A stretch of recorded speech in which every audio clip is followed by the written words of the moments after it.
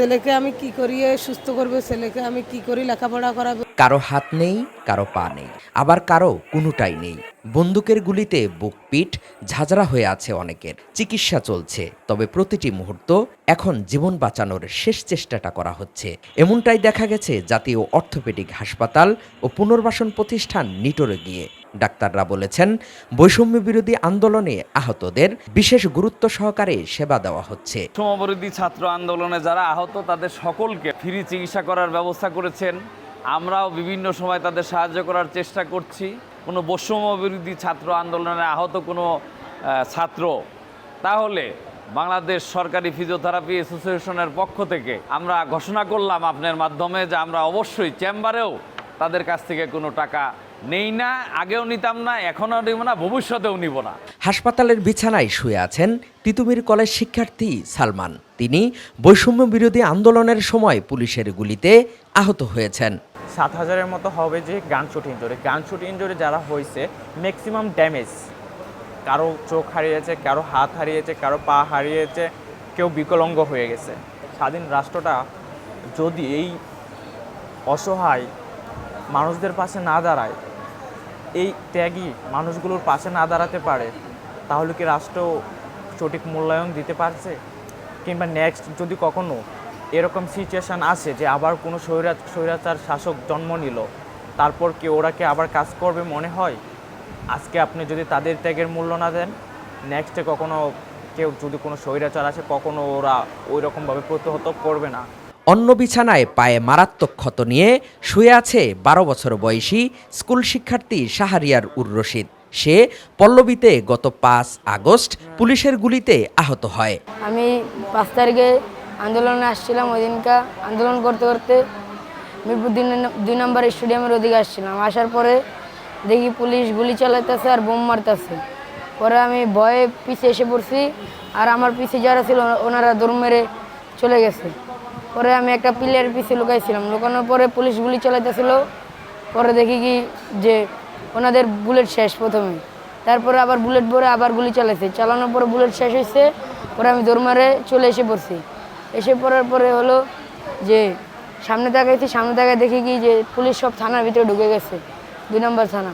তখন পিছিয়ে তাকাইছি, একটা হুজুর ভাই ডাক দিয়ে বলতেছে কি সামনে পুলিশ আসতেছে। পরে সামনে তাকানোর পরে দেখি 3টা পুলিশ আসছে, এসে গুলি করছে। পরে পড়ে গেছি, আমার পা এটা আমার বুকের উপরে এসে পড়ছে।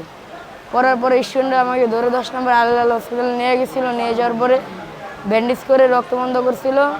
ওই জায়গাতে পঙ্গু হাসপাতালে পাঠাইছে। হাত হারিয়ে 1 মাস ধরে হাসপাতালে বসে আছে দুরন্ত কিশোর আফসার হোসেন। সে চায় বন্ধুদের সঙ্গে আগের মতো ক্রিকেট খেলতে। পুলিশ হামলা করলো, আর এখানে ছাত্রলীগের ফুলাফেরা ছিল।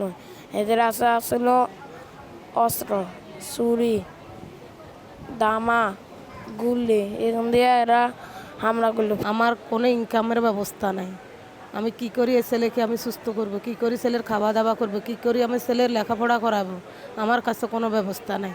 পরিবারের একমাত্র উপার্জনক্ষম ছেলে পায়ে গুলিবিদ্ধ রেজা রাব্বি। তিনি সুস্থ না হলে 4 জনের সংসারে হাঁড়িতে আগুন জ্বলবে না বৃদ্ধার পরিবারে। বৃদ্ধ মায়ের চাওয়া তার সন্তানের জন্য একটা চাকরি। সরকারের কাছে আমার অনুরোধ একটাই, যেহেতু আমার ফ্যামিলিতে আমি একাই ইনকাম করি, সরকার যদি আমাকে কোনো ব্যবসা বা প্রতিষ্ঠানে যদি কোনো কিছু করে দেয়, ঠিক আছে, নিজের যদি একটা ব্যবসা করে দেয়, ঠিক আছে, তাহলে আমার জন্য বেটার।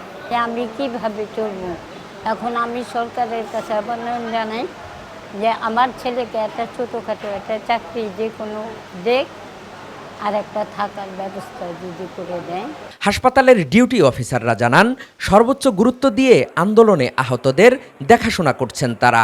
আমাদের ফিজিওথেরাপি পুনর্বাসন স্বাস্থ্য সেবাটি আমরা তাদেরকে সুন্দরভাবে দিচ্ছি। এখানে অনেক ধরনের পেশেন্ট আছে। কোনো পেশেন্টের গুলি লেগেছে, কোনো পেশেন্টের বোনস ভেঙে গিয়েছে, কোনো পেশেন্টের নার্ভ ইনজুরি হয়েছে। এরকম অনেক কোয়ালিটির অনেক কন্ডিশনের পেশেন্ট এখানে আছে। সো এখানে তো আমরা একটা মানুষকে মূলত তার যে ডেইলি লাইফ অ্যাক্টিভিটিগুলো করতে পারে এগুলো আমরা দেখিয়ে দিয়েছি। তারা আশা করি বাসায় গিয়ে যদি আরও থেরাপি নেয়, রিহ্যাবিলিটেশন স্বাস্থ্যসেবার সাথে থাকে, তারা আবার তাদের পুনরায় কর্মজীবনে ফিরে যেতে পারবে। তাদেরকে বিভিন্ন ধরনের এক্সারসাইজ বা মনিটরিং করতেছি আমরা, আর পাশাপাশি যতগুলো রুগী আছে সবার সাথে আমরা চেষ্টা করতেছি তাদের যে পুনর্বাসন স্বাস্থ্যসেবা আছে তাদের নিশ্চিত করা। আন্দোলনে আহতদের বিশেষ ওয়ার্ডের দায়িত্বপ্রাপ্ত ফিজিওথেরাপিস্ট আলতাফ হোসেন বলেন, সরকারের পাশাপাশি আমরা ব্যক্তি উদ্যোগেও আহতদের সেবা করার উদ্যোগ নিয়েছি। বৈষম্য বিরোধী ছাত্র আন্দোলনে যারা আহত হয়েছে, যাদের পা কেটে ফেলতে হয়েছে, যাদের হাত কেটে ফেলতে হয়েছে, তাদের হাত এবং পা লাগিয়ে দেওয়ার জন্য আমরা আপ্রাণ চেষ্টা করব।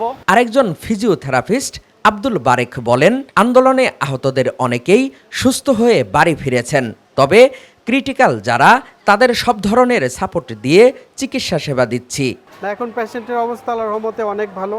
তারা হাঁটু অনেক স্টিফ হয়েছিল অপারেশন পরবর্তীতে, এখন ফিজিওথেরাপি দিতে দিতে তার অনেক প্রায় 90 ডিগ্রি ফ্লেক্সে চলে আসছে। তো আসতে আরও 10-15 দিন সময় লাগবে, তা অনেকটা সুস্থ হয়ে যাবে।